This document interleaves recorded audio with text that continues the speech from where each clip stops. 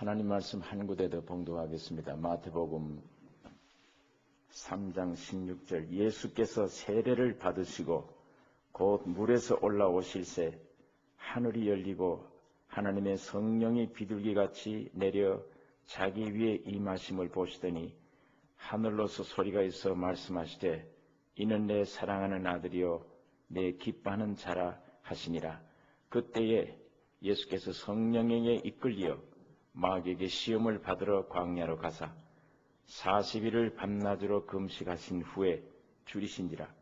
시험하는 자가 예수께 나와서 가로되 네가 만일 하나님의 아들이거든 명하여 이 돌들이 떡덩이가 되게 하라. 예수께서 대답하여 가라사대 기록되었으되 사람이 떡으로만 살 것이 아니요 하나님의 입으로 나오는 모든 말씀으로 살 것이라 하였느니라 하시니, 우리 인류 시조 아담이 마귀의 꾀임을 받고 선악과를 따먹었을 때 보암직도 하고 먹음직도 하고 보암직도 하고 탐스럽게 생겼더라. 그래서 선악과를 따먹고 모든 인류가 비참한 속에 빠지게 되어졌습니다. 이것을 회복하시기 위해 예수님이 세상에 오셔서 이 세 가지 시험을 받습니다. 우리 해와도 먼저 먹는 문제입니다. 우리 예수님도 떡을 가지고 돌을 가지고 떡을 만들어 먹으라 이 시험을 주셨습니다. 자, 그런데 3장 16절 예수께서 세례를 받으시고 물에서 올라오실새 하늘이 열리고 하나님의 성령이 비둘기같이 내려 자기 위에 임하심을 보시더니 하늘로서 소리가 있어 말씀하시되 이는 내 사랑하는 아들이요 내 기뻐하는 자라 하시더니라. 예수님이 물세례 받으셨어요. 물세례는 죄인들이 받는 건데 예수님이 세례 요한에게 나에게 세례를 달라고 오셨을 때 어떻게 주님이 세례를 받습니까? 이렇게 하는 것이 하나님의 의를 이루는 것이니라. 예수님이 세례 받으셨어요. 세례는 죄인들이 받는 겁니다. 내 주님이 왜 세례를 받으셨느냐? 예수님이 세례 받으신 것은 하나님의 아들임을 입증하는 세례입니다. 주님이 죄인이 아닌데 십자가 죽으신 것처럼 주님은 죄인이 아닌데 세례를 받으셨어요. 하나님의 아들임을 입증하시는 것이에요. 자, 우리 예수님이 살아서 지는 십자가가 물세례입니다. 이 물세례 받은 이후라야 성령이 비둘기같이 임하세요. 그 다음에는 음성이 들려요. 이는 내 사랑하는 아들이요 기뻐하는 자라. 성령이 임하자 음성이 하나님의 아들이라는 확실한 증거를 나타내게 되는 것입니다. 세례 받으셔야 돼요. 그게 하나님의 아들 된 증거입니다. 세례가. 이것이 예수님이 살아서 지는 십자가예요. 그 이후부터 예수님의 공생애에 들어가서 3년 반 동안 국한되어 있습니다. 유대 땅만 다니세요. 이방인이 와서 우리 아이가 귀신 들리는데 고쳐달라 할 때 자녀의 떡을 취하여 개들에게 던짐이 마땅치 않다.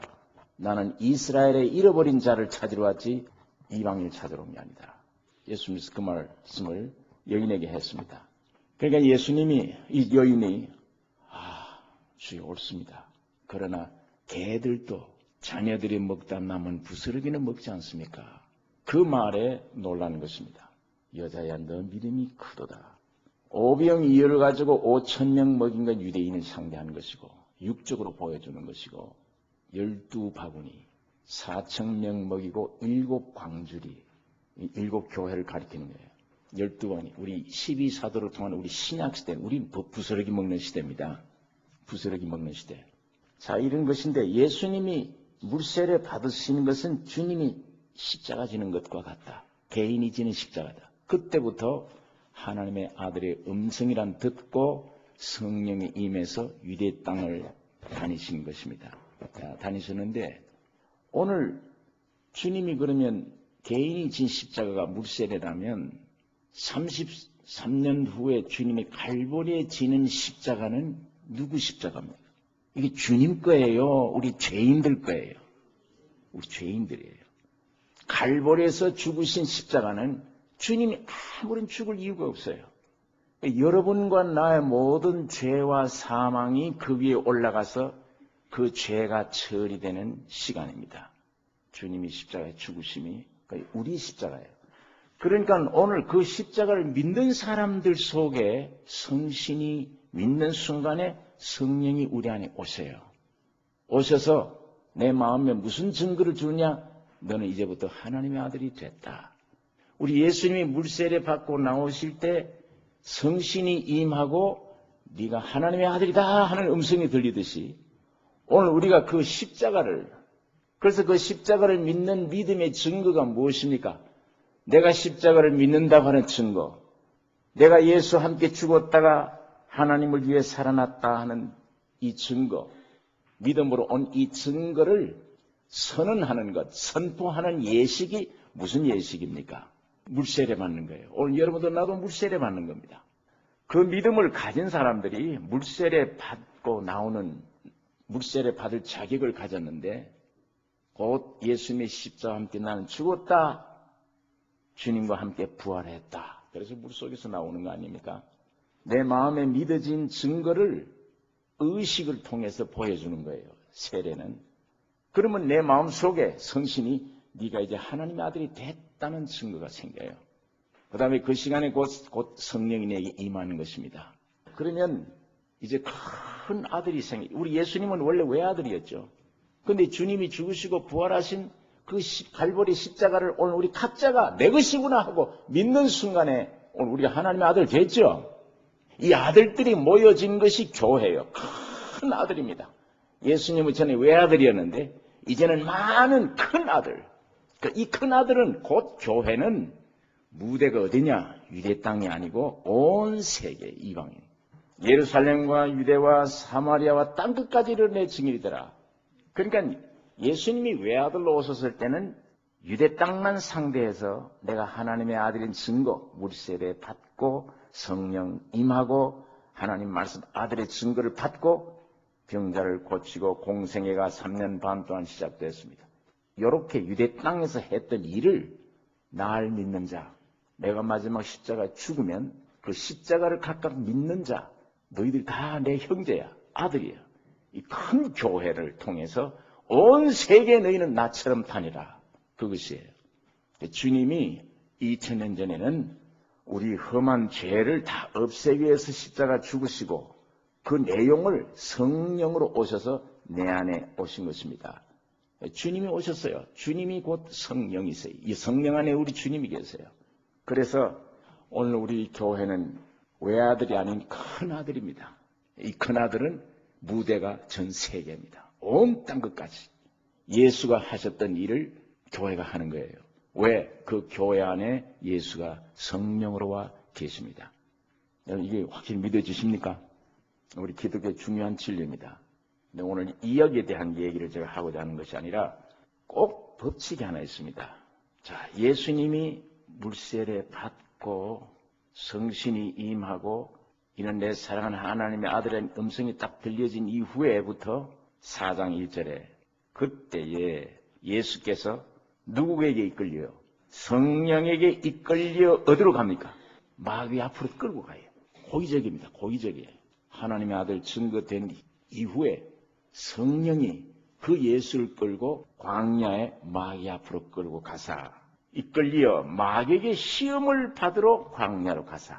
예수님도 하나님의 아들이 입증이 되면 성신이 임하면 그 안에 계신 성령이 예수를 끌고 세상 임금인 마귀 앞에 가서 시험을 받으러 일부러 갑니다. 우리 인류의 조상은 에덴 동산에 찾아온 마귀에게 졌어요. 3가지. 먹음직하고 보암직하고 탐스럽게 생겼더라 망해버렸습니다. 이것을 두 번째로 오신 조상인 예수는 당당히 이 마귀 앞에 3가지 시험을 이기는 것입니다. 네가 이거 먹으면 하나님같이 되리라. 마귀가 우리 인류 시절에 그랬고 했는데 오늘 여기도 너 지금 배고프지 않느냐? 40일 동안 금식했는데 누구보다도 이 시점에 너에게 반드시 빵이 필요해. 네가 하나님의 아들이면 돌 가져 떡 만들어 먹으라. 그게 첫 시험이에요. 자, 이 시험을 당했을 때 우리 한번 예수님이 대답하신 이 대답을 오늘 우리가 함께 해보십시다. 같이 따라 하십시다. 사람이 떡으로만 살 것이 아니요 하나님의 입으로 나오는 모든 말씀으로 살 것이라. 이것이 이 시험을 이긴 우리 주님이 첫째 말씀입니다. 그런데 네 말이 틀린 건 아니지만 사람이 떡으로만 아니다. 필요해, 떡은. 육신이 있기 때문에. 그러나 떡으로만 사는 것이 아니요. 하나님의 입에서 나오는 말씀으로 사느니라. 이거 우리 예수님의 정답이고 40일 금식을 해서 지금 죽겠는데 이제야말로 떡이 필요한데도 하나님의 입에서 나오는 말씀으로 산다. 이게 참 양식이다. 오늘 이렇게 해서 사탄을 물리친 우리 예수님의 신앙을, 우리 주님을 모셨으면 그 주님이 우리 안에서 예수님처럼 그렇게 승리하고 가실 것입니다. 그렇기 때문에 오늘 제가 왜 이 초대에 이 말씀을 드리는가 하면 우리 믿는 사람들이 예수님처럼 육적 요구도 있고 영적 요구도 있습니다. 세상에 살다 보면. 세상 사는 사람들은 절대적으로 육적 요구만을 위해서 살아갑니다. 그러나 확실히 주님께로부터 구원 얻은 하늘의 백성이라면 하나님이 요구하신 영적 요구가 더 중요한 것을 우리는 항상 앞세워야 돼요. 영적 요구가 먼저 이루어져야 돼요. 그렇게 하면 육적 요구는 뒤따라오는 것입니다. 우리 사람이 영이 있습니다. 영, 혼, 몸이 있는데 이 영이 만일 살아버리면 이 영은 영끼리 통해요. 하나님을 찾아가는 기능이죠, 영이. 하나님을 만날 수 있는 기능이며 하나님을 느낄 수 있는 기능이며 하나님을 모실 수 있는 장소며 하나님에 대해서 통할 수 있는 중요한 안테나가 거기 있습니다. 영에. 그 다음에 우리 맨 끝에 있는 몸은 물질을 통할 수 있는 기능입니다. 이 물질 세계를 접촉하는 기능이에요. 요 사이에 원 사람의 본질인 혼이 있습니다. 이 혼이라는 것이 사람 본질이에요. 요게 이 속에 지정의가 다 들어있습니다. 그래서 이 사람 본질이 우로는 영을 통해서 하나님을 알게 되고 하나님을 모시게 되고 밑으로는 이 몸을 통해서 물질 세계를 접촉하게 되는 것입니다. 자, 그런데 영이 살아버리면, 거듭나서 영이 살면 영은 자동적으로 하나님의 법을 따라가게 되어 있어요. 하나님을 순종해요. 그 순종하다 보면 이 혼은 그 뒤를 따라가요. 그 다음에 그 뒤에는 몸이 따라갑니다. 그래서 네 영이 잘 되면 범사에 잘 되고 네 몸도 강건해진다. 이 질서가, 이 축복이 이루어져요. 그런데 이걸 말 뒤로 돌아 해버리면 맨 앞장서에 누가 앞장섰습니까? 뒤를 돌면 몸이 앞장서면 이 몸은 누구를 따라갑니까? 이 몸의 생리는, 몸의 하나님은 누구예요? 돈이지. 예, 빵입니다. 그게 우리 육신의 하나님. 죽기 살기로 돈 따라가요. 자다가도 돈이라고 하면 벌떡 일어나요. 돈밖에 몰라요. 머릿속에 꽉 차 있어요. 그걸로 있어야 사는 줄 알아요.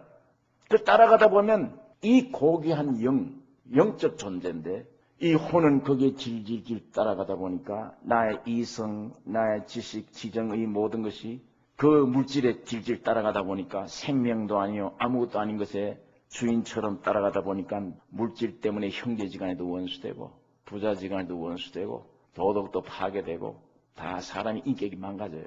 그러다 보면 맨 뒤에 영은 죽은 채로 그냥 갑니다. 끝내 그 멸망입니다.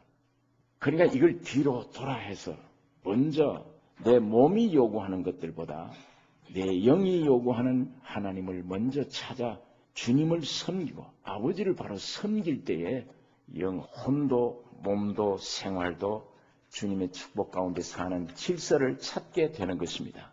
여러분, 이 질서를 오늘 우리는 말씀을 통해서 반드시 찾아야 되는 것인데 우리 아담 인류 시조가 먹는 문제 때문에 실패를 봤는데 오늘 우리 예수님은 당당 아무리 배가 고파도 먹는 문제, 이건 당당히 승리를 하셔서 사람의 떡으로만 사는 것이 아니요 하나님의 입으로 나오는 모든 말씀으로 산다고 말들을 물리쳤습니다. 이 말씀들을 오늘 우리가 살고있는 현실에서 이거 어떻게 받아들여줘야 되느냐. 여러분, 우리 살아가는데 제일 중요한 문제가 의식주 문제예요. 의복이 있어야 되고 먹는 게 있어야 되고 주택이 있어야 됩니다. 집이 있어야 돼요. 이게 우리 육신이 살아가는 인간 문제 제일 큰 문제입니다. 그래서 육신도 육신이 요구하는 것들이 있지만 오늘 확실히 예수를 믿는다면 내 영이 요구하는 이 영적 세계 요구를 가장 우선시하고 이걸 제일 중요시 해야만 하나님의 온전한 질서와 축복 속에 살아가게 됩니다. 이 진리를 우리가 꼭 믿으셔야 됩니다. 여러분, 우리 무엇을 입을까, 먹을까, 마실까, 어느 집에 우리가 거할까 한번 우리가 좀 보십시다. 의복인데, 의복 문제. 우리 한국에 3년 동안 세계를 놀라운 기적을 베풀었어요. 그 인류국이라고 하는 소련 사람들도 중국 사람들도 우리 한국 경제 건설을 찬양을 하고 어떻게 한 3, 40년 동안에 깡통을 가지고 자동차를 만들던 나라가 세계를 수출하는 저런 아주 귀한 나라가 되어졌는가? 그 비법이 무엇이냐? 그거 배우기 위해서 많이 왔는데 그만큼 우리 경제가 아주 발전됐는데 그 발전된 그 수많은 돈을 벌여들이다가 여러분이 불행하게도 세계 모피 수출국 제1위입니다. 이 옷 해 있는데 돈 다 탕진해버렸어요. 양주 수입하는데 세계 제1위예요, 한국이. 지금 우리 한국의 여성들은 다 술 잘 먹어요. 있는데 제가 이번에 잠시 유럽에 좀 무슨 이런 일 저런 일 해서 좀 돌다가 와보니까 독일 사람들은 참 검소하고 얼마나 정신력이 강한지. 그러나 그 관광하러 돌아다니는 한국 사람들은 사치예요. 사치밖에 몰라요. 선진국 사람들은 참 그게 없습니다. 우리는 죽도록 벌어서 그 옷 해인데 다 탕진해버린 이런 것을 우리가 보는데 여러분, 옷이 참 문제는 문제입니다. 근데 옷이 무엇이냐를 오늘 우리가 좀 성경적으로 생각해 볼 필요가 있습니다. 왜 옷이 필요한가? 우리 원래 인간 조상 아담에게는 옷이 있었습니까? 없었습니까? 아담이 옷을 입고 살았습니까? 옷 없이 살았습니까? 성경 안 읽어보셨습니까? 옷 없이 살았죠? 예, 그때는 옷이 필요 없어요. 그런데 언제서부터 옷이 생기게 되었냐면 선악과를 따먹고 하나님이 먹지 말라는 하나님 말씀을 거역하고 마귀의 말을 받아들이는 순간에 정령 죽으리라. 죄와 사망이 인간 속에 실제가 되어 와서 그때부터 벗은 걸 알게 되고 그때부터 두렵고 부끄럽고 수치스러움을 느끼게 된 거예요. 눈이 밝아져서 내가 벗었구나 알게 되고 그때부터 부끄러움이 오고 두려움이 생겼습니다. 그래서 이걸 가려보자고 아담 에바가 애를 썼습니다. 성경 읽으신 분들은 대답해 보세요. 뭘로 먼저 가려봤죠? 무슨 나무 잎으로? 무화과 잎으로 치마를 만들어서 하지를 가려웠어요. 근데 이게 햇빛이 쨍쨍하면 이게 금방 마르는데 끌끌해서 몸이 불편해요. 이 치마를 만드는데도 이걸로 안 돼요. 사람이 옷을 이 인간이 만든 옷을 입었는데도 감당 못하겠으니까 숲속에 숨었다. 창세기 3장에 숨어 있었어요. 숨어 두려워 떨고 있었습니다. 하나님이 아담아 네가 어디에 있느냐? 예, 내가 숨었나이다. 누가 네게 벗어섬을 고하게 했느냐? 내가 먹지 말라고 하는 선악과를 네가 먹었느냐? 예, 내가 죄인입니다가 아니고 이 여자가 먹으라 그래서 먹었습니다. 이 여자는 너는 왜 그랬냐? 저 뱀이 날 와서 깨서 먹었습니다. 다 이렇게 핑계를 하지 않았습니까? 자, 그런데 여러분 이 아담은 무화과 잎으로 치마를 만들어서 입었지만 해결되지 않았는데 하나님께서 결국은 한 마리의 짐승을 잡아다가 그 가죽으로 옷을 입혀 주었습니다. 영원히 수치를 면하게 되는 거예요. 그 한 마리 양은 훗날 주님이 십자가에 죽으시기 위해 오신 어린 양입니다. 주님이 죽으신 것이 주님의 십자가의 피와 죽음과 부활 그 내용 자체가 죄를 없애는, 부끄러움을 없애는, 두려움을 없애는 영원한 옷이 되는 것입니다. 그래서 갈라디아서 3장 27절에 누구든지 그리스도와 합하여 세례받은 자는 그리스도로 옷 입었느니라. 그리스도와 합하여 세례받은 자는 그리스도로 옷 입었느니라. 예수 그리스도로 옷 입은 경험이 있습니까? 교인입니까? 예수 그리스도로 실제로 옷을 입었습니까? 옷 입은 경험이 있습니까? 사도 바울은 갈라디아 교회에게 예수 그리스도로 말미암아 합하여 세례받은 자는 예수 그리스도로 옷 입었느니라. 자, 이것이 옷이 우리에게 필요한 동기였습니다. 성경으로 이게 옷이 필요한 동기인데 이 세상 사는 사람들은 참옷을 입을 생각을 안 해요. 영적 요구에 참옷을 입으면 껍데기 옷을 이해가 되겠는데 참옷을 입지 못하기 때문에 부끄러움은 그대로 있고 수치는 그대로 있고 양심에 죄된 고통은 그대로 가진 채 사람들이 만든 몸만 가리우는 옷으로 근본 문제를 해결하려고 합니다. 그러다 보니까 자동 사치할 것밖에 없어요. 사치품으로 생각을 해요. 오히려 멸시 내는데 도구로 생각합니다.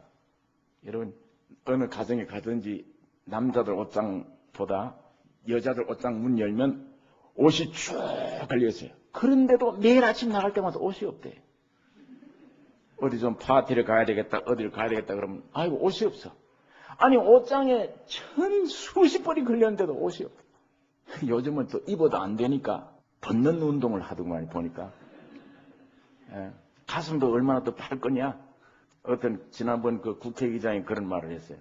정치인들이 연설문이나 여자 스카트 치마는 짧을수록 좋다. 뭐 이런 싱거운 소리를 한번 해서 그게 신문에 크게 보도된 적이 있었어요. 제가 그 글을 읽다가 연설문을 자르는 건 좋은데 여자 스카트 짧으면 왜 저 사람이 저렇게 좋아하나 신문 보다가 그러고 웃었는데 뿐 아니에요. 요즘 보니까 칼로 타게 찢기도 하고 이렇게 칼로 찢어서 구멍을 내고 여러분 지금 옷 가지고 별짓을 다 합니다. 그게 어떻게 보면 뭐 세상 살다 보면 유행도 따르고 그럴 수 있는 것이지 하지만 영적 신앙세계 영적 수준을 볼 때는 미친 짓을 하고 있습니다. 저 옷이 무엇인데 저 옷 가지고 별장난을 다 하고 있구나. 여러분 사람이 입을 수 있는 참다운 옷은 하나님만이 만들 수 있습니다. 하나님만이.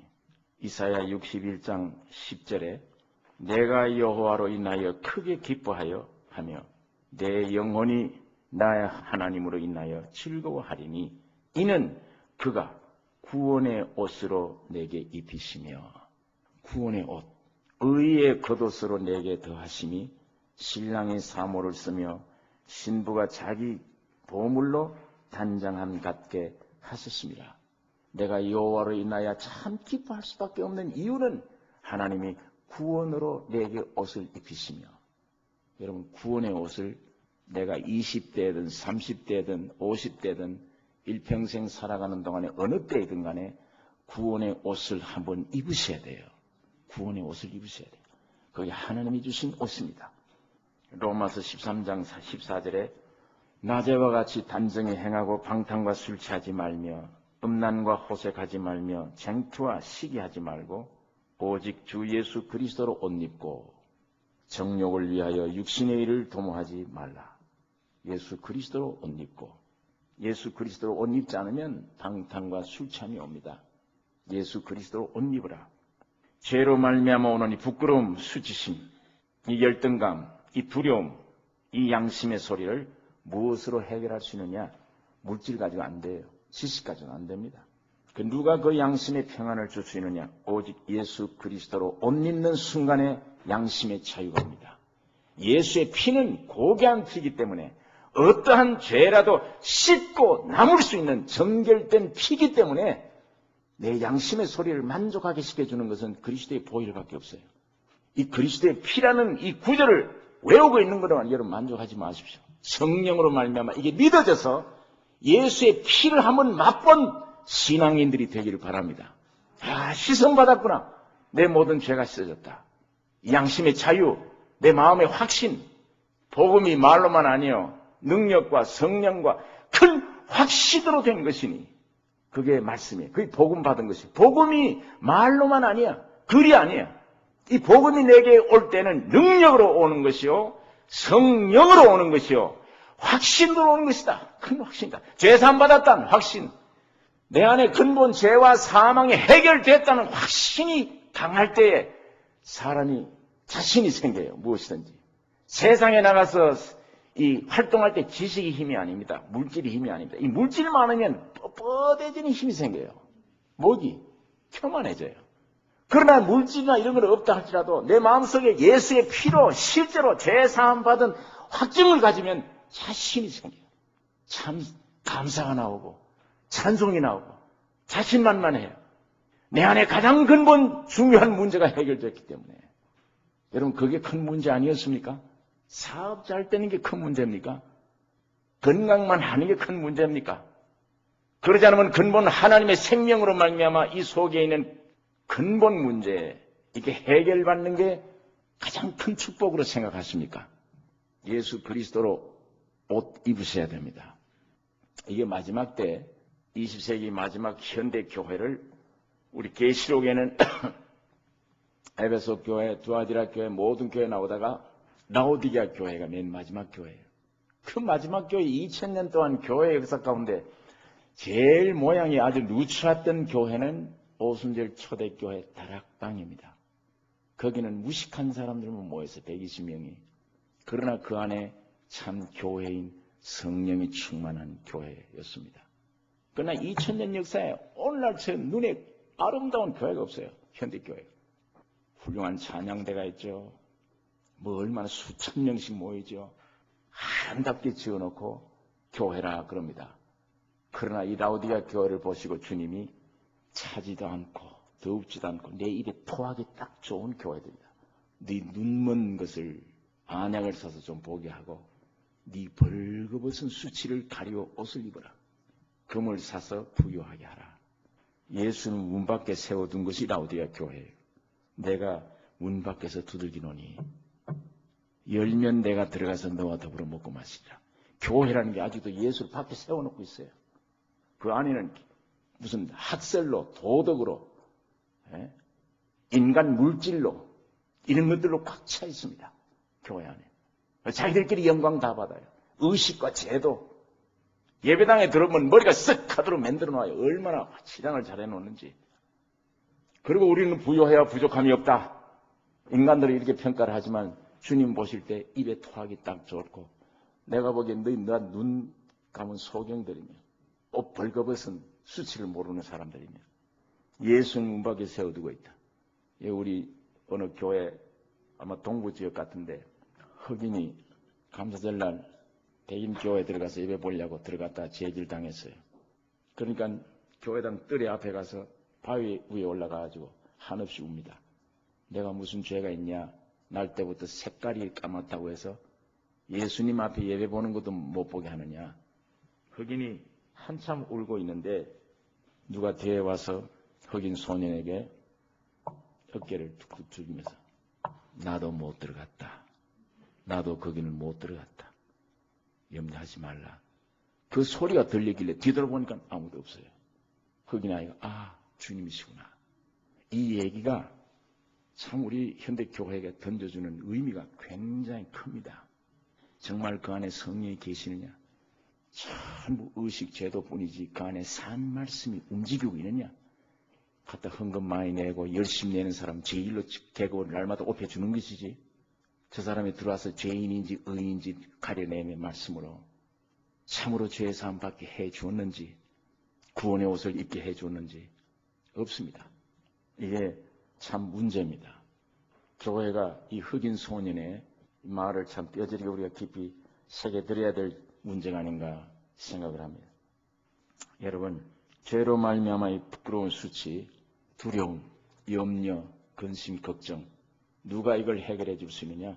주님의 십자가의 실체뿐입니다. 십자가로 말미암아 그리스도로 옷 입어야 되는 것입니다. 그래서 예수 그리스도로 참 옷을 입은 사람은 이 껍데기 옷의 의미를 알아요. 그래서 사지 않아요. 세상 사랑하지 않아요. 세상 사랑이 뭡니까? 내가 옷이 있는데 이 정당한 옷 사서 입는 것은 세상이 아니에요. 이건 하나님이 주신 것입니다. 그러나 어느 때 이 세상 것이 되느냐?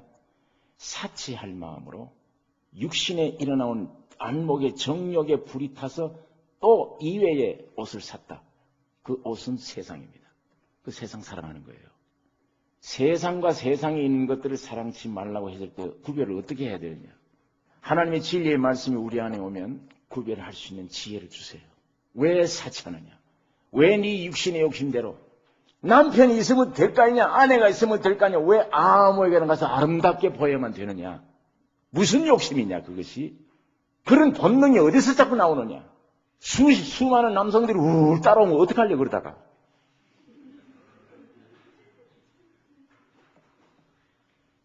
이런 죄사해진 뿐만 아니라 근본 숨어있는 이 육신의 사람 하나하나 십자가로 처리되는 것이 신앙생활입니다. 그래서 온전히 주님의 마음, 주님의 인격, 주님만을 사랑하는 마음. 사람을 보아도 이제 속을 보는 눈. 외모가 어떠냐, 얼마나 돈이 많으냐, 재산이 있냐, 그게 보이지 않고 제 영혼이 죽었냐, 살았냐. 자식 앞에서도 이 애가 확실히 구원 얻었느냐, 안에 생명이 살았느냐, 아니고 보약만 먹여라, 공부만 열심히 해라, 몸만 건강하라. 누가복음 15장의 탕자의 비유를 여러분 잘 아십니다. 탕자 동생이 집으로 돌아왔어요. 아버지 앞으로. 야, 나는 여기서 돼지가 먹는 쥐염 열매로도 배를 채우지 못하는데 우리 집의 아버지에게는 품꾼이 얼마나 많은고 내가 여기서 주에 줄여 죽는 거구나. 내가 이제 아버지께로 돌아가리라 하고 돌아왔는데 그 탕자 돌아온 사람을 가운데 세워놓고 세 사람이 관점이 달라요. 몸종은, 그 집에 있는 몸종은 형이 밭에서 돌아오다가 야, 우리 집에 풍악 소리가 나고 왜 이렇게 잔치 소리가 나느냐? 당신의 동생이 건강한 몸을 가지고 다시 돌아왔음에 아버지가 잔치합니다. 건강한 몸이라고 해요. 이 종의 눈에 볼 때는 인생의 가치가 몸이에요. 몸, 육신. 얼마나 잘생겼느냐, 얼마나 건강하냐, 얼마나 미인이냐. 그런데 형이 화가 나서 들어가지 않았습니다. 아버지가 왔어요. 야, 너 왜 여기 안 들어오냐? 아버지는 나 순종했는데 염수새끼 한 마리도 안 주시더니 아버지의 재산을 탕진해 온 동생이 돌아왔다고 잔치합니까? 형이 볼 때는 물질이야. 아버지의 재산 없앤 것 돌아왔는데 잔치하느냐. 물질로 봐요. 근데 아버지는 야, 이 아들 죽었다가 살아났다. 잃었다가 얻었다. 죽었다 살았다. 영을 보는 건데 영혼. 죽었다가 살아난 아들이 아니냐. 그 물질이 뭐이고 몸이 뭐냐. 죽었다가 살아난 아들이 돌아왔는데 잔치를 해야 될 거 아닙니까? 이 아버지가 큰아들 보고 한 말이 염소 새끼? 내 것이다 네 것이거늘. 네가 어떻게 염소 새끼를 기다리고 있느냐. 아버지 내 것 네 장남 네 것 아니냐. 오늘 여러분 기독교인 가운데 율법적인 신앙은 이 장남 신앙이에요. 아버지 것이 다 내 것인 줄 안 믿어져요. 염소 새끼를 찾고 앉았어요. 염소 새끼 한 마리. 왜 내게 그런 게 없느냐. 주님의 것이 나의 것이요. 내 일평생 주님이 영과 육으로 나를 보장하고 책임질 아버지심을 믿으셔야 되지. 이게 믿으셔야죠. 그것이 그리스도를 모신 그리스도인입니다.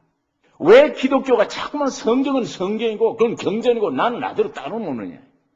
이 말씀이 내 안에 와서 적용이 되고 이 말씀화 되어야 그게 복음이고 기쁜 소식 받은 삶이 되는 것입니다. 그렇지 않으면 기독교는 기쁨이 아니에요. 성경을 얼설프게 안 놓으면 괴로움이에요. 이게 뭐 기쁜 소식이에요, 성경이. 저는 이 옛날 이 진리를 깨닫기 전에 슬픈 소식이야. 성경 읽으면 슬픈 소식이라고 그랬어요. 무슨 good spell, 가스풀이냐, 뭐이 복음이냐, 이게. 지금 예배 볼 게 뭐해서 밖에 나와서 놀고 좀 덜판에가 마음대로 하고 싶은데, 그래도 예배당에 안 있어야 되지. 그게 다 슬픈 소식이지. 무슨 기쁜 소식이냐, 이게. 소설책을 너절해도 밤새도 읽어요. 울면서 웃으면서 그 책 껴안고 밤새도 그래. 근데 이거는 생명인데도 보라고는 한 장 못 보잖아요. 보기 싫어요, 이게. 다른 책은 다 잘 보여줘도 이 책은 싫게 되어 있어요. 이게 우리 체질입니다. 우리 본질이 그래요. 여러분 이제 너절한 책은 저절로 놓아져도 이 생명의 말씀은 놓아지지 않고 매일 들어야만 보아야 되는 책이 되시기를 바랍니다. 야, 꿀송이가 더 달구나. 이 글로 보지 마시고 내 안에 있는 말씀이 생명이 오면 영과 이 말씀 안에 영이 교제가 돼요. 여러분 이제 참 옷을 입으면 사치하지 않습니다. 옷에 대한 노예 생활 하지 않아요. 어떤 사람은 와서 상담할 때 그래요. 내가 솔직한 고백을 하죠. 현대 유행되는 바지를 한번 못 입으면 밖에 못 나가겠대요. 왜 못 나가냐 그러니까 버스를 타면 전부 자기 바지 보고 보는 것 같아요. 시간들이 없으니까 왜 그 사람 바지만 쳐다보겠어요. 본인이 그래요, 본인이. 어쩌다가 양말에 구멍이 뻥 뚫어져서 발가락이 하나 나왔어요. 그걸 어떻게 모르고 신고 나갔다가는 하루 종일 버스 간에 사람들이 전부 자기 발가락만 보는 것처럼 느껴진다는 거예요. 거기에 쉽게 양말 한 짝에 사람 정신 다 빼앗겨요. 노예예요, 노예. 감정의 노예, 지극히 적은 환경의 노예. 이게 우리 이 사람들 이 성경을 따라 점점 인간의 본성을 발견하기 시작하면요, 주님 나를 데려다가 십자가에 다 죽여 폐기 처분 잘했습니다. 그거밖에 없습니다. 이 참 구제불능입니다. 그래서 내가 나를 믿지 않겠습니다. 나를 죽음에 당당히 넘기겠습니다. 나는 죽었으니 예수가 내 안에 사시옵소서. 그래서 주님이 우리 안에 사시게 됩니다. 내가 죽는 만큼 주님은 내 안에 사세요. 역사가 일어났어요. 여러분, 이 베드로전서 3장 3절에도 보면, 그래서 너희 단장은 머리를 꾸미고 금을 차고 아름다운 옷을 입고 입는 외모로 하지 말고 오직 마음에 숨은 사람을 온유하고 안정한 심령에 썩지 아니할 것으로 하라. 이는 하나님 앞에 값진 것이니라. 외모로 하지 말고 아름다운 옷으로 하지 말고 속옷, 단장한 속옷 예수 그리스도로 옷 입으라. 두 번째, 먹는 문제입니다. 의식주 문제, 이 먹는 문제가 이 보통 문제 아니죠. 빵 문제가. 여러분, 제가 꼭 국민학교 아이들에게 질문하는 것 같아서 참 죄송한데, 우리를 어떻게 취급하고 저런 질문하는가 하지 마시고 대답을 한번 해보십시오. 사시려고 먹습니까? 죽으려고 먹습니까? 우리가 밥을 먹는데 살려고 먹습니까? 죽으려고 먹습니까? 살려고 먹죠? 예. 오늘 저녁 잡수셨습니까? 밥그릇 많이 비우면 죽음이 옵니다. 묘지가 와요. 오늘 내가 한 그릇 비웠으면 다가옵니다. 내일 아침 먹으면 묘지가 또 다가옵니다. 세상 밥은 이상해서 먹으면 죽음이 와요. 죽음이. 살려고 먹기는 먹는데 결국은 죽음이 오는구나. 또 이 양식을 한번 성분을 보면, 지난번 UCLA 이과 그 과장이 글을 썼는데 이런 글을 썼어요. UCLA 이과대학에. 너무 잘 먹으면 일찍 늙는다. 그 글 쓴 가운데 그 말이 나와요. 너무 영양분 있게 잘 먹으면 빨리 늙어. 그 글 보니까 아이고, 이거 잘 먹는 것도 이거 문제가 있구나. 그래서 요즘 보니까 좀 오래 살려면 적게 먹어라. 소식을 해라. 그게 건강에 좋다. 또 정신 차리고 먹지 않으면 비만이 되고 성인병이 되고 암도 걸리게 되고 음식 잘못 먹으면 그렇게 된다. 그러니까 우리가 하루에 3끼 먹는 양식, 중요한 문제지만 이게 성분 가만 따져보면 함부로 좋게 먹을 게 아니에요. 잘못 먹으면 이게 병이 되죠. 늙지요. 또 이 생활 어떤 에너지가 되어지느냐. 이 3끼 먹는 양식이 도덕성은 전혀 없습니다. 그걸 비타민을 많이 먹었다고 해서 은행 심사가 변한다든지 선한 행실이 나타난다든지 유혹을 이길 수 있다든지 그건 안 돼요. 저 경험에는 혈기 내는데 힘이 돼요. 그거는 아예. 남 쥐어박는 데는 힘이 돼요. 그 3끼 잘 먹어놓으면. 그렇지만 우리 주님을 기쁘시게 하는 데는 아무 힘을 못 썼어요. 염려, 근심, 걱정하는 데는 큰 힘이 돼요. 그게. 여러분, 이런 정도 가지고 사람이 먹을 참 양식이라 할 수 있습니까? 먹을수록 죽고 잘못 먹으면 해가 되고 사람답게 사는 양식이 아니면 우리 절대적으로 우리에게 필요한 양식은 아닙니다. 그러나 오늘 여기 한번 보십시오.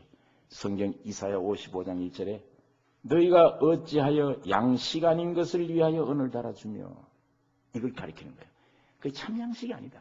너희가 어찌하여 양식 아닌 것을 위하여 은을 달아주며 배부르게 못할 것을 위하여 수고하느냐. 어떻게 하라고요? 나를 청종하라. 내게 와서 들으라.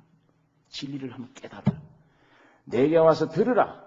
청종하라. 그리하면 너희가 좋은 것을 먹을 것이며 너희 영혼이 살리라. 내 영혼이 사는 것, 하루에 3끼 먹는 양식 때문이 아니고 내게 와서 청종하라. 죽은 글이 아니고 이 글 속에 있는 하나님의 참을 먹어라. 만나봐라. 그리하면 너희 죽었던 영혼이 살아나리라. 변화되어지는 간증을 우리가 할 수 있습니다. 요한복음 6장에는 신약 성경을 보니까 예수님이 내 살과 피를 먹고 마시는 자는 영생하리라. 내가 참된 양식이요 참된 음료로다. 유대인들이 이 소리를 듣고 우리가 식인 중인 줄 아느냐? 어떻게 지 살을 우리에게 준다고 하느냐? 그렇게 질문을 했어요. 참된 양식이요 참된 음료로다. 여러분 이 성경은 제가 첫날 말씀을 드렸는데 1년 책이 아닙니다. 이 먹는 양식입니다. 사람만 먹을 수 있는 양식이 유일한 말씀이에요. 하루에 3끼 먹는 약은 짐승도 먹어야 돼요. 그 육체에 하나 에너지 되는 양뿐이고 사람이라고 하는 특수한 영적 존재, 사람이 먹는 양식은 하루에 3끼 밥이 아니에요. 영원한 말씀입니다. 예수의 살과 피가 참다운 양식입니다. 이걸 먹어야만 변화가 와요. 이 말씀 속에, 이 양식 속에 내 구원이 여기 있습니다. 이 말씀 속에 영생도 여기 있고 이 말씀을 먹으면 세상을 이길 힘이 여기서 나오는 것입니다. 이 말씀 먹으면 내가 그렇게 고치려고 해도 안 고쳐지던 내 버릇이 고쳐집니다. 이 말씀이 살아서 운동력이 있다고 그랬어요. 능력이 있어요. 이 말씀 읽다 보면, 이 말씀 받아들이다 보면 없던 소망이 생겨요. 소망이 생기게 하고 기쁨도 생기게 하고 원수 사랑하는 힘도 생기고 염려, 근심 모든 것을 물리칠 수 있는 능력이 이 말씀 속에 있습니다. 이 양식을 우리가 매일 먹어야 될 것입니다. 육신의 질병도 강건해요. 이 양식 속에 있습니다. 대전에 있는 우리 장 박사, 의학 박사신데 그분 글을 읽고 제가 참 깜짝 놀란 것은 이 잠언서를 읽다가 좋은 기별은 뼈를 윤택하느니 그 구절을 읽다가 이 박사님이 그냥 부르고 친 거예요. 성경에 이게 수천 년에 쓴 책인데 어떻게 이런 과학적인 말이 여기 들어가 있는가? 우리는 의사가 아니니까 과학자가 아니니까 모르겠어요. 그걸 갖다 시적으로 표현해놨구나 생각하지. 그러나 이 많은 공부를 해서 의학 박사가 되신 이분은 그 글을 읽을 때 양식으로 받아들이시는 거예요. 좋은 기별은 뼈를 윤택하게 하나니. 세상에 이것처럼 분명한 과학이 어디 있겠는가? 왜 그러냐? 그 글을 쓴 걸 읽어보니까 내 마음을 좋은 기별, 소식, 복음의 소식 와서 내 마음을 아주 즐겁게 하면 뼈를 윤택하게 한다. 뼈를 윤택한다는 구절을 읽고 제가 뼈에다 무슨 참기름을 바르나 그 뼈가 왜 윤택하는가? 여러분 이 뼈는 골수 안에 피가 생산되잖아요. 그 마음이 즐겁고 평안하면 이 골수에 그 생산 기능이 제대로 돌아가는데 피가 그게 윤택이에요. 근데 마음에 분노가 꽉 차고 염려가 많고 시기와 질투와 괴로움 그들 부정으로 꽉 차면 이 만병의 근원이 됩니다. 만병의 근원이 돼요. 그래서 그 구절에 이 박사님이 참 철저한 그리스도인이 되어졌어요. 간증을 가는 곳마다 하고 글도 내놓으신 걸 제가 읽어보니까 아주 참 그것을 의학적으로 분석을 해서 설명을 했는데 성경에 이렇게까지 이런 말씀들이 있는가? 참 자기는 그걸 은혜 받고 놀랐다는. 여러분 그래서 오늘 우리 마음이 무엇으로 즐겁습니까? 돈이 많이 벌어졌다. 흥분이지 잠깐 즐거움이 아니에요. 참 영원한 즐거움은 있고 없고에 따르지 않고 내 환경이 더 어려운데도 이 안에 기쁨과 평안과 소망이 넘치는 즐거움은 하늘에서 오십니다. 이 말씀에서 와요. 여러분 이런 이 귀한 말씀인 줄 아십니까? 이런 말씀을 붙들고 얼마나 씨름을 하고 있습니까? 매일 얼마나 이걸 보고 있습니까? 이 말씀 안에 내가 들어가고 이 말씀이 내 안에 점령되기 위해서 주께 얼마나 기도하고 있느냐고요. 자, 이 먹는 문제, 이 말씀이 유일한 양식이구나. 이제 마지막으로 주택, 의식주 문제, 거처하는 문제. 왜 집이 필요합니까? 마음도 몸도 편안히 쉴 수 있는 곳, 부담을 전혀 느끼지 않는 곳, 긴장이 풀어지는 곳. 여러분 참 스위트홈입니다. 하루 종일 밖에서 긴장되어 일하다가 학구방 같은 집이라도 내 집에 오면 그렇게 좋잖아요. 옷을 후딱 벗어 제치고 내 모습 그대로 다 인정해 주는 것이 집입니다. 가정이에요. 그 얼마나 즐거운 곳입니까, 거기가. 그래서 사람들은 평생 직장만 하는 게 인생의 목적이에요. 열심히 벌어서 결혼해서 먹고 사는 것도 중요하지만 무슨 집을 장만해야지. 그래서 열심으로 집장만 합니다. 그 집장만 하면 내 할 일 다 했다 그럽니다. 20평, 30평짜리 아파트라도 하나 가지고 있으면 그 얼마나 집이 참 즐거워요. 예? 그것도 또 나누어져서 60평짜리 사람들은 고기를 들고 다니고 20평짜리는 고기를 쑤고 다닌다 그래요. 아파트 손에 들어가면. 한국에 일어나는 현상들입니다. 하지만은 20평, 30평짜리 내 집이라고 가지고 마련했으면 그 얼마나 좋죠. 그런데 산꼭대기에 올라가서 한번 보십시오. 그 수십 층 아파트 보면요, 꼭 닭집 같아요. 요만한 닭집에 몇 사람씩 넣어놨습니다. 그 위에 하늘에 높이 올라가 보면 참 저걸 얻으려고 일평생 수고를 했는데 뭐 저렇게 닭장같이 딱 갇혀서 저렇게 사는 저게 무슨 참 보금자리인가 이런 생각을 한 정도인데 영세 그래서 그 집 장만하게 평생 절약하고 모으고 갈고 닦고 장식하고 그런데 낮에 보니까 내가 집을 위해 있는지 집이 나를 위해 있는지 이거 분간이 안 돼요. 예? 내가 집을 위해서 있는지 집이 나를 위해서 있는지 자 꾸며놓고 평생 이태리째 소파는 갖다 놨는데 한번 앉아본 경험도 없어요. 얼마나 바쁜지 거기에 편안히 앉아 누려본 적이 없어요. 쉬는 곳이 아니라 집에 매여서 저는 애물단지가 되어졌는데 아이고 오늘 좀 쉬었으면 안 돼. 집회의 해야 돼. 나가서 일해야 돼. 집회의 하기 위해서. 그러니까 집을 가져봐도 그저 육신이 잠깐 머물 곳은 있어야 되지만 영원한 집은 나를 쉬게 한 집은 아니다. 여러분 요한복음 14장에 이런 말씀이 있습니다. 내가 너희 있을 곳을 예비하고 오리라. 내가 너희 있을 곳을 예비하면 다시 내가 와서 너희를 내게 있는 곳으로 데려가리라. 그 제자들이 주여 어디로 가십니까? 이렇게 물었는데 그건 주님이 십자가에 죽으시고 부활하기 위해서 십자가 지시러 간다 그 말이에요. 내가 너희 있을 곳을 예비하고 오리라. 이때까지 천당도 예비 안 해두셨던가 하나님이. 천국이 있어도 너희 이 죄된 몸 가지고 못 가. 내가 가서 십자가 피 흘려야만 갈 수 있을 거 아니에요. 그러니까 내가 너희 있을 곳을 예비하러 가리라. 십자가 지러 간다는 그 말이에요. 그러니까 어디로 가시는지 우리가 알지 못하거늘 그 길을 우리가 어떻게 알겠습니까? 내가 길이요 진리요 생명이니 나로 말미암지 않고는 아버지께로 갈 자가 없다. 그러니까 예수님이 말 한마디 탁 던지면 이 사람들이 어지러워요. 이게 무슨 소리인지. 예? 그 깊은 뜻을 알 도리가 없는 거예요. 내가 너희 있을 곳을 예비하여 가리라. 그럼 어디로 갑니까? 내가 곧 길이요 진리요 생명이다. 더 복잡해집니다. 아니 갑자기 내가 길이요 진리요 생명이라니. 나를 통하지 않고는 아버지께로 못 간다. 생명을 받은 입장에서 보면 이 말이 귀한 진리인데 육적으로 받으면 전혀 이 성경은 의심투성이에요. 못 받아들여져요. 그러니까 안 믿어지는 거예요. 이게 다. 혼란만 이렇게 자꾸만 예수님 말씀 한마디 한마디 던지면 여러분 그 말씀하셨는데 십자가 죽기 위해서 가신다. 그 십자가 죽으시고 부활한 이후에 어떤 말씀하셨어요? 내가 너희 안에 너희는 내 안에 거하리라. 집이 된다. 거처가 된다. 영원히 아버지 집에 거하리라. 너희가 내 안에 거하라. 거하란 말이 거처란 말이에요. 너희가 내 안에 거하라. 영원한 집은 예수 안에 들어가는 것입니다. 이게 영원한 집이에요. 참 육도 영도 쉬는 영원한 집입니다. 십자가 지신 이유는 내가 너희 안에, 너희가 내 안에 거처하기 위해서. 하나님은 예배당 안에 안 계세요. 여러분 안에 계십니다. 너희 몸이 하나님의 성전임을 알지 못하느냐.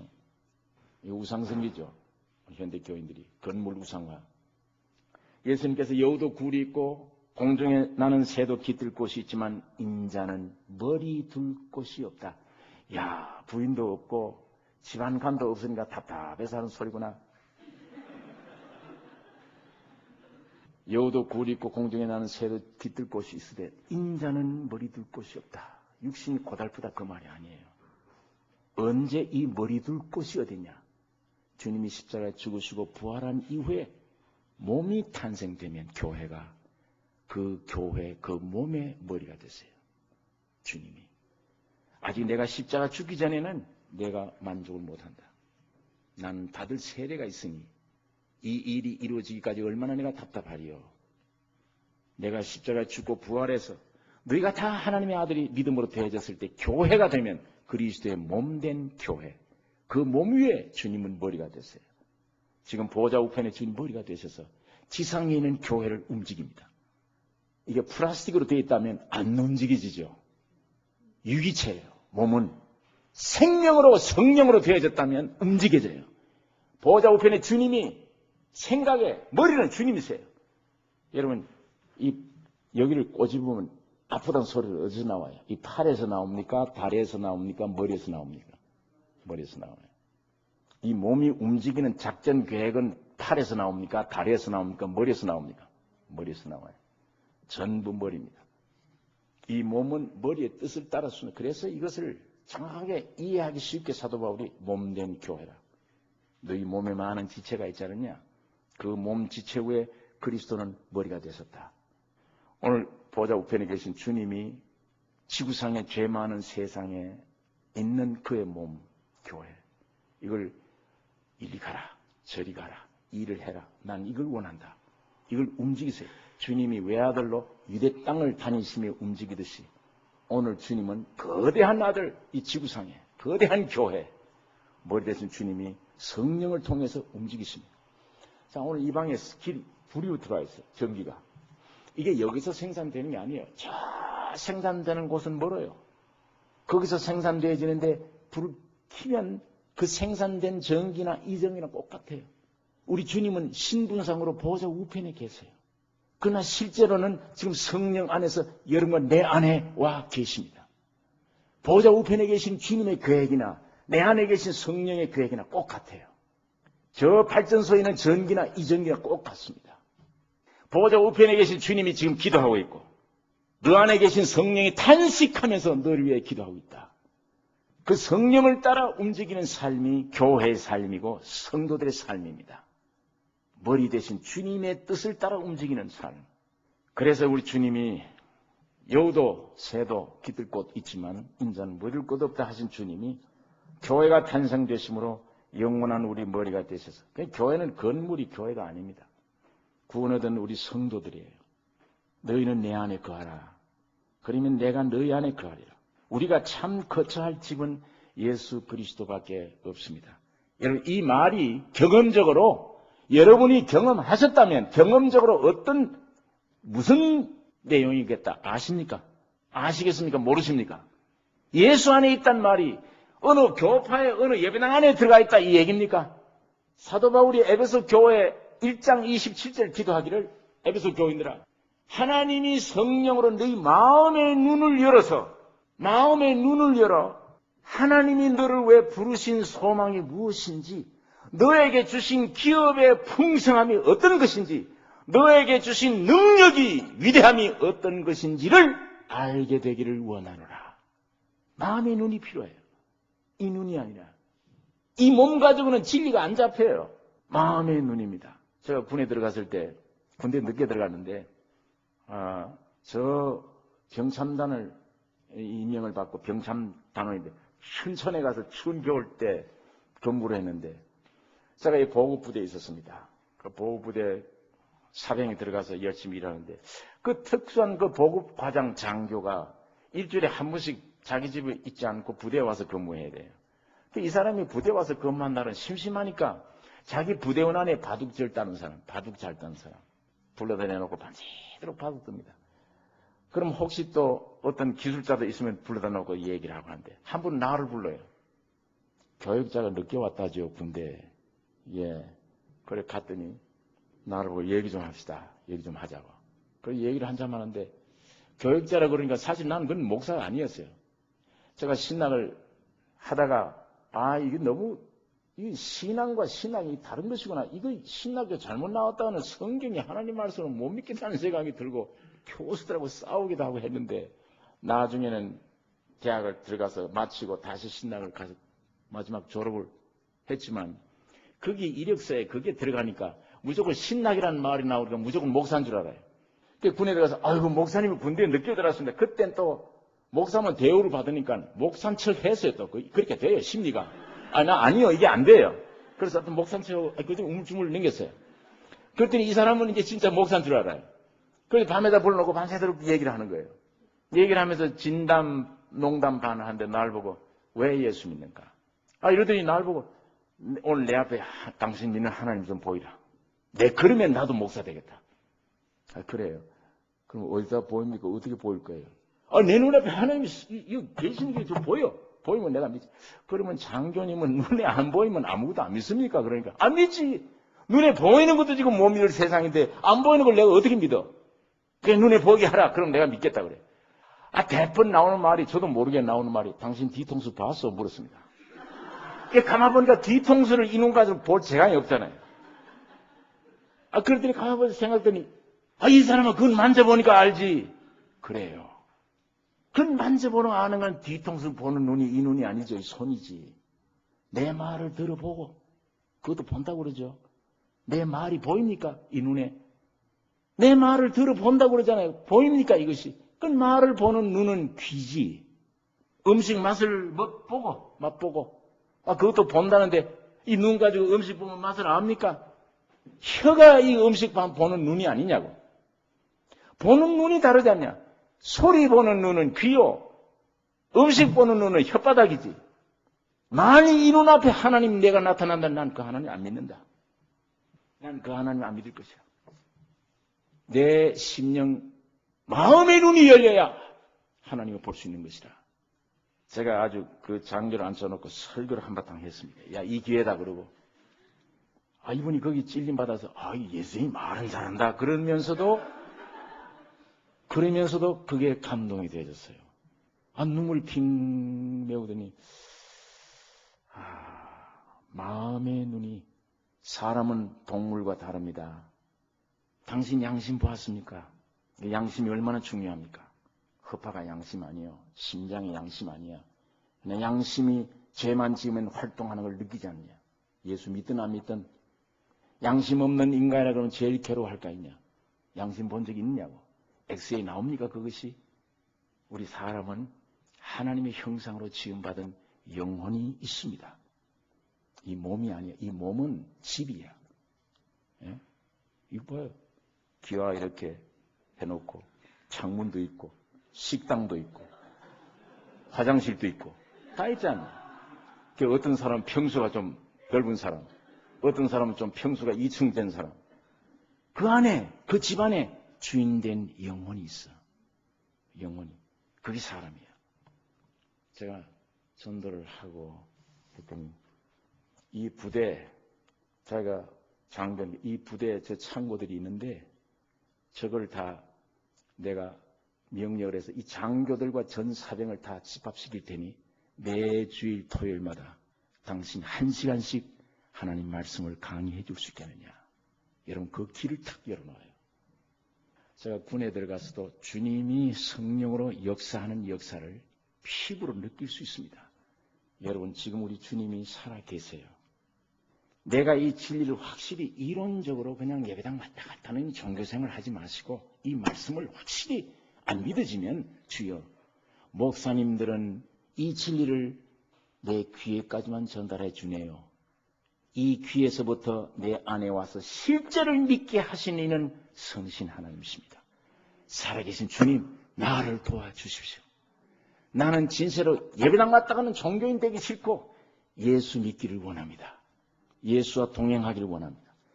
여러분 한번 간구하고 찾아보십시오.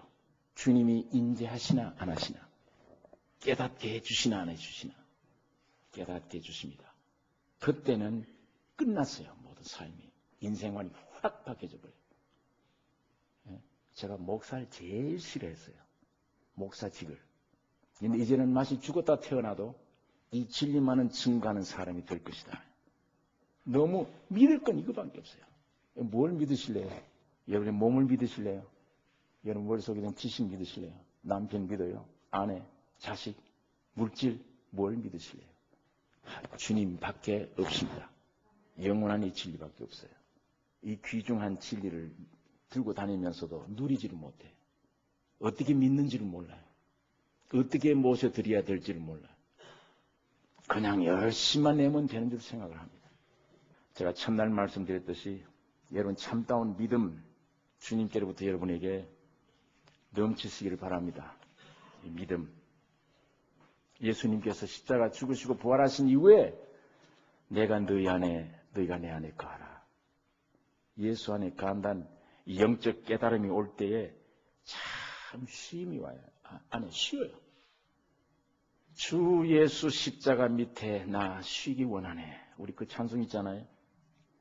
우리 주님이 십자가 속에 내 이 모든 욕심, 교만, 내 잘난 맛, 내 염려, 근심, 죄성 다 주님이 십자가 뽑아 죽였는데 왜 이걸 안 믿어주고 왜 못 누리나? 주님 이 십자가를 깨닫게 해 주옵소서. 이 십자가 밑에 훨훨 벗고 나는 쉬기를 원합니다. 내 마음이 지금 무겁습니다. 아버지 노릇하려니 무겁습니다. 힘듭니다. 사회생활 하나니 힘듭니다. 나 좀 예수 앞에 쉬기를 원합니다. 나에게서 해방 얻기를 원합니다. 나에게서 해방 얻고 내가 예수 안에 들어가기를 원합니다. 예수 안에 좀 쉬게 해 주시옵소서. 여러분 이 쉼이 있습니다. 이것이 영원한 거처, 영원한 집이 되는 것입니다. 그래서 시편 90장 1절에 보면 주여 주는 대대 우리의 거처가 되셨나이다. 91장 9절에 보면 여호와는 나의 피난처시라 하고 지존자로 거처를 삼았으므로 하나님을 나의 거처로 삼았으므로 화가 내게 미치지 못하며 신명기 33장 27절은 영원하신 하나님이 너희 처소가 되시니 하나님이 너희 처소가 되시니 그 영원하신 팔이 네 아래에 있도다. 그가 네 앞에서 대적을 쫓으시며 멸하라 하시도다. 여러분 우리 믿음의 조상 창세기 읽어보면 믿음의 조상이 가지고 있는 전 재산이라고 하는 집이 어떤 집입니까?